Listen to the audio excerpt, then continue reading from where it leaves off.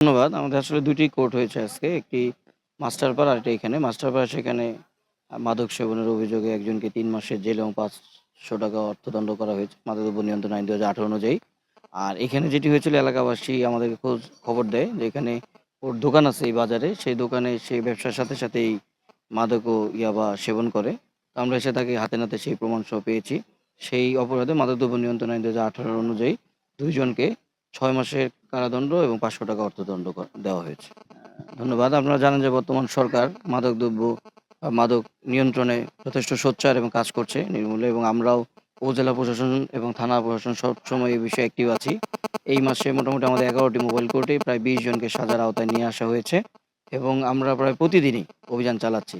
ইনশাআল্লাহ আমরা আশা ব্যক্ত করি যদি আমাদের এই ধারায় আমরা অভিযান চালনা করতে পারি, আমরা খুব শীঘ্রই ইনশাআল্লাহ মাদকদ্রব্য নিয়ন্ত্রণে খুব ভালো একটি সুখবর এই দেশ এবং জাতিকে দিতে পারবো। আমরা আশা করি যে সকলে সতর্ক হয়ে যাবে। অন্তত ভাঙ্গুড়া উপজেলা সকলে সতর্ক হয়ে যাবে যে কেউ যদি মাদক সেবন করে অথবা মাদক ব্যবসা করে তার কোনো নিস্তার নেই।